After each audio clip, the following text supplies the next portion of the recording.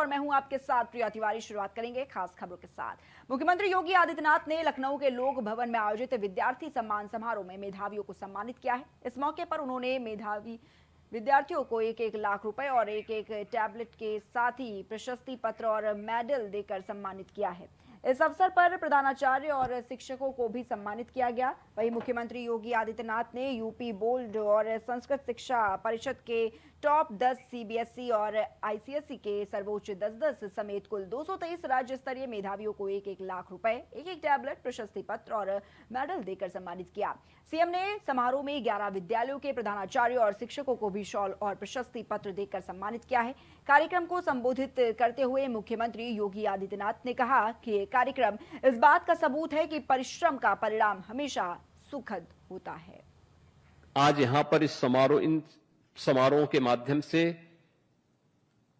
करने का कार्य किया जा रहा है।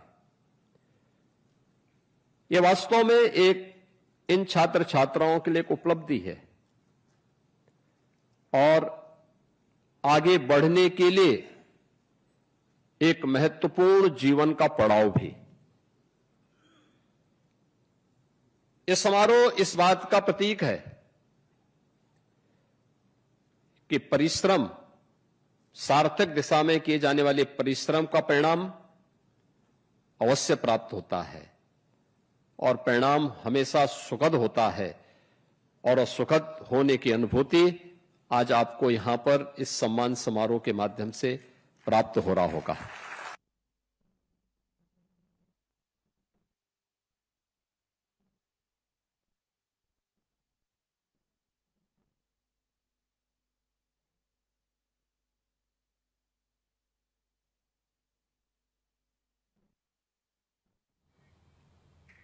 वहीं आज अंतर्राष्ट्रीय बाल रक्षा दिवस के अवसर पर मुख्यमंत्री योगी आदित्यनाथ ने प्रदेशवासियों को शुभकामनाएं देते हुए बच्चों के उज्जवल भविष्य के लिए सामूहिक जिम्मेदारी निभाने का आह्वान किया है। आपको बता दें कि मुख्यमंत्री योगी ने सोशल मीडिया पर साझा अपने संदेश में कहा कि बच्चों की शिक्षा, स्वास्थ्य और सुरक्षा सुनिश्चित करना हम सभी का दायित्व है। बच्चों को सुरक्षित, स्वस्थ और बेहतर वातावरण उपलब्ध कराना समाज और सरकार दोनों की प्राथमिकता होनी चाहिए। सभी नागरिकों से अपने दायित्वों का ईमानदारी से निर्वहन करने का संकल्प लेने की अपील की है, जिससे हर बच्चे को विकास और आगे बढ़ने के समान अवसर मिल सके।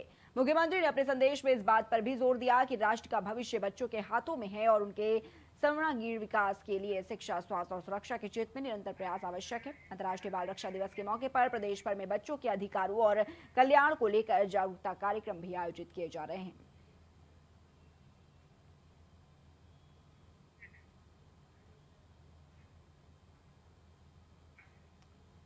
तो ये नाम बच्चों के संदेश है। बच्चे सुरक्षित, शिक्षित, संस्कारित हों और भयमुक्त वातावरण में अपने सपनों को आकार दे सके, ये डबल इंजन सरकार की शीर्ष प्राथमिकता है।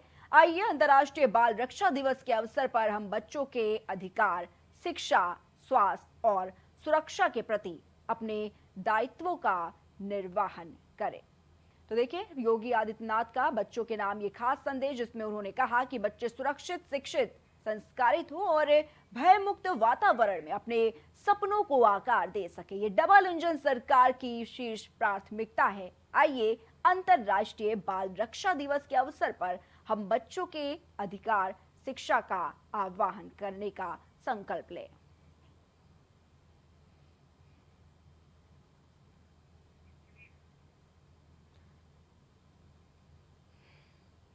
तो आज बाल रक्षा दिवस के मौके पर देखिए आज सीएम योगी आदित्यनाथ ने बच्चों के नाम ये खास संदेश दिया है। अंतर्राष्ट्रीय बाल रक्षा दिवस के मौके पर प्रदेश भर में बच्चों के अधिकारों और कल्याण को लेकर जागरूकता कार्यक्रम भी आयोजित किए जा रहे हैं।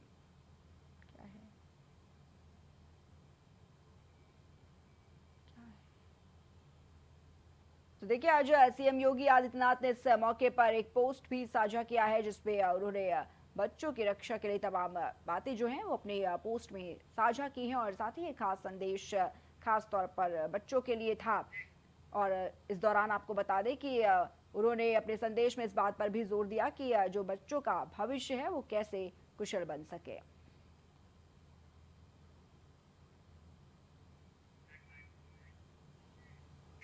वहीं केंद्र की भाजपा सरकार के ऐतिहासिक 12 साल पूरे होने के उपलक्ष्य में आज देश की राजधानी दिल्ली स्थित भाजपा राष्ट्रीय मुख्यालय में एक महत्वपूर्ण बैठक का आयोजन किया जा रहा है। इस हाई प्रोफाइल बैठक में देश भर के सभी राज्यों के बीजेपी प्रदेश अध्यक्ष हिस्सा ले रहे हैं। इस रणनीतिक बैठक की अध्यक्षता भाजपा के वरिष्ठ नेता नितिन नबीन कर रहे हैं। बैठक में आगामी कार्यक्रमों की रूपरेखा तय करने के लिए उत्तर प्रदेश के बीजेपी प्रदेश अध्यक्ष समेत देश के सभी राज्यों के संगठनिक मुखिया दिल्ली पहुंचे हैं।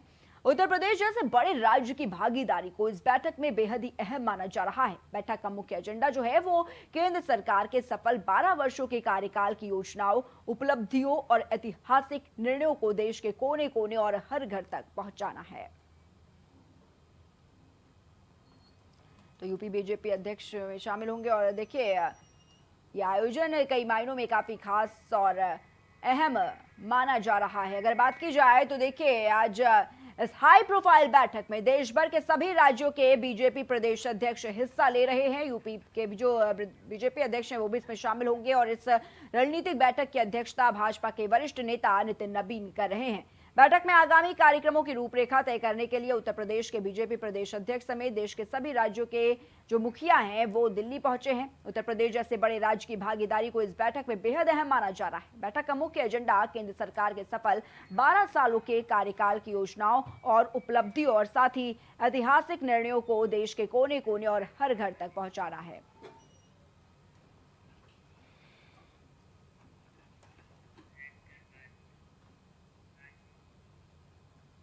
वहीं अयोध्या जनपद के कैंट थाना क्षेत्र अंतर्गत ककरही बाजार में पारिवारिक कलह के चलते एक सनसनीखेज वारदात सामने आई है। यहां एक छोटे भाई ने मामूली विवाद में अपने ही बड़े भाई की पीट कर बेरहमी से हत्या कर दी। इस हिंसक झड़प में बीच बचाव करने आई मृतक की पत्नी भी गंभीर रूप से घायल हो गई। घटना की सूचना मिलते ही स्थानीय पुलिस मौके पर पहुंची और शव को कब्जे में लेकर पोस्टमार्टम के लिए भेज दिया है। तो वहीं मामले में कार्रवाई करते हुए पुलिस ने संलिप्त 2 लोगों को गिरफ्तार किया। हालांकि वारदात को अंजाम देने वाला मुख्य आरोपी मौके से फरार होने में कामयाब रहा। घायल महिला का अस्पताल में इलाज चल रहा है और क्षेत्र में इस घटना के बाद से तनाव का माहौल है। पुलिस मामले की गहनता से जांच कर रही है।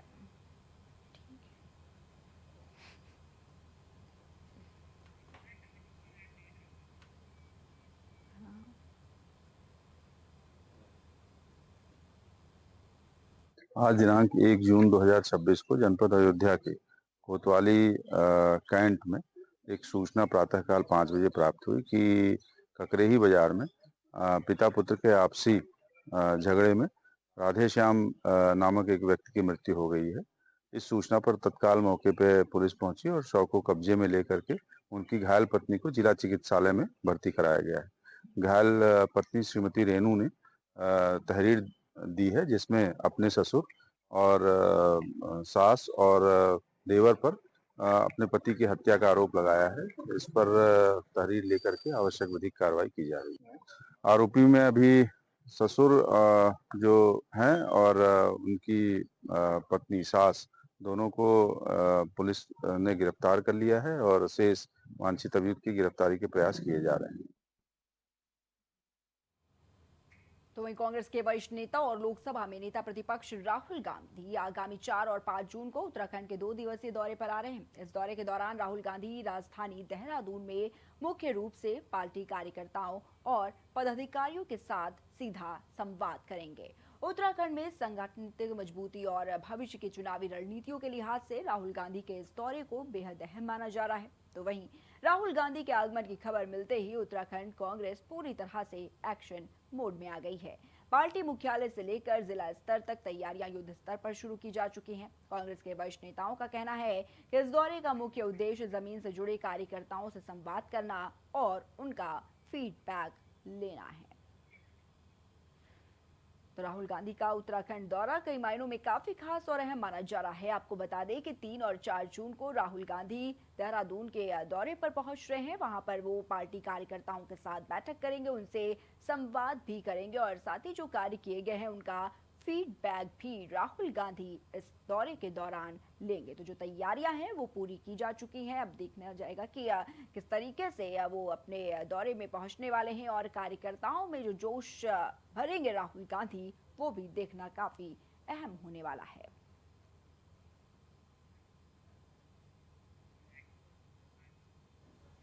मुख्यमंत्री शुभेंदु अधिकारी के नेतृत्व वाली राज्य की पहली भाजपा सरकार का बहुप्रतीक्षित कैबिनेट विस्तार सोमवार को राजभवन में बेहद ही भव्य और गरिमामय माहौल में संपन्न हुआ। वंदे मातरम और राष्ट्रगान की गूंज के बीच राज्यपाल आरएन रवि ने कुल 35 नए मंत्रियों को पद और गोपनीयता की शपथ दिलाई है। सीएम शुभेंदु अधिकारी भी कार्यक्रम में मौजूद रहे। 13 नेताओं को कैबिनेट मंत्री, 3 को राज्य मंत्री और 19 को राज्य मंत्री बनाया गया है। इस विस्तार के साथ बंगाल में मंत्री परिषद के मंत्रियों की संख्या 41 हो गई। इससे पहले 9 मई को शुभेंदु अधिकारी ने मुख्यमंत्री पद की शपथ ली थी। उनके साथ दिलीप घोष, अग्निमित्रा पॉल, निशित प्रमाणिक, अशोक कीर्तनिया और क्षुदीराम टुड्डू ने भी मंत्री पद की शपथ ली थी।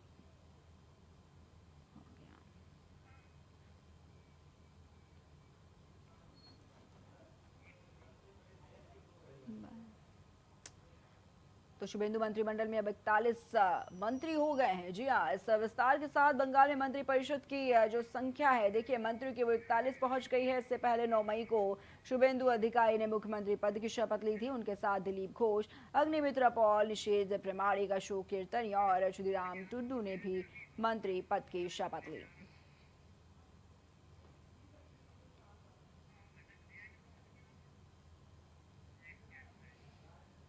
सीबीएसई की 12वीं कक्षा के नतीजों में कथित तौर पर गड़बड़ी को लेकर सियासत थम नहीं रही है। इसे लेकर कांग्रेस और लोकसभा में नेता प्रतिपक्ष राहुल गांधी लगातार हमलावर हैं। उन्होंने सोमवार को कहा कि जब शिक्षा को सेवा नहीं कारोबार बना दिया जाए तब गलती सुधारी नहीं जाती, बढ़ाई जाती है और इसकी सबसे बड़ी कीमत हमारे बच्चे चुका रहे हैं। कांग्रेस सांसद राहुल गांधी ने सोमवार को सोशल मीडिया प्लेटफॉर्म एक्स पर पोस्ट किया, जेब कतरों से सावधान। आज वो सीबीएसई के अंदर बैठे हैं। सीबीएसई की गलती से नंबर गलत आए तो आपको क्या मिलता है? एक बिल जिसमें 100 रुपए प्रति विषय के हिसाब से डिजिटल स्कैन कॉपी, 100 रुपए प्रति पेपर के हिसाब से पुनर्गणना, 25 रुपए प्रति सवाल के हिसाब से पुनर्मूल्यांकन होती है। उन्होंने एक्स पोस्ट में लिखा कि सोचिए, जब 4 लाख बच्चों ने ऐसे आवेदन डाले हैं तो सीबीएसई कितनी कमाई कर रहा है। जब स्कैनिंग फोन से हुई है तो गलत मार्किंग तय है और उसे ठीक करवाने की कीमत बच्चा भर रहा है। गलती सीबीएसई की, सजा बच्चे की और कमाई सरकार की। तो देखा जा रहा है ये मामला किस तरीके से तूल पकड़ता नजर आ रहा है। कांग्रेस इसे लेकर सरकार को घेरने की कोशिश लगातार करती हुई नजर आ रही है और देखिए यही वजह है कि जो पोस्ट सामने आया है कांग्रेस की तरफ से सीबीएसई के विवाद को लेकर, उस पर देखिए अब काफी राजनीति हो रही है। यानी कि सीबीएसई की 12वीं कक्षा के नतीजों में जो गड़बड़ी देखी गई उसे लेकर अब सियासत थमने का नाम नहीं ले रही है। इसे लेकर कांग्रेस और लोकसभा में नेता प्रतिपक्ष राहुल गांधी लगातार हमलावर हैं। उन्होंने कहा कि जब शिक्षा को सेवा नहीं कारोबार बना दिया जाए तब गलती सुधारी नहीं जाती बल्कि बढ़ाई जाती है और की सबसे बड़ी कीमत हमारे बच्चे चुका रहे हैं। कांग्रेस सांसद राहुल गांधी ने सोमवार को देखिए सोशल मीडिया प्लेटफॉर्म एक्स पर यह पोस्ट किया और लिखा कि जेब कतरों से सावधान, आज वो सीबीएसई के अंदर बैठे हैं। आगे लिखा कि सीबीएसई की गलती से नंबर गलत आए तो आपको क्या मिलता है? एक बिल जिसमें 100 रुपए प्रति विषय के हिसाब से डिजिटल स्कैन कॉपी, 100 रुपए प्रति पेपर के हिसाब से पुनर्गणना, 25 रुपए प्रति सवाल के हिसाब से पुनर्मूल्यांकन होती है। उन्होंने एक्स पोस्ट में लिखा कि सोचिए, जब 4 लाख बच्चों ने ऐसे आवेदन डाले हैं तो सीबीएसई कितनी कमाई कर रहा है। जब स्कैनिंग फोन से हुई है तो गलत मार्किंग तय है और उसे ठीक करवाने की कीमत बच्चा भर रहा है। गलती सीबीएसई की, सजा बच्चे की और कमाई सरकार की।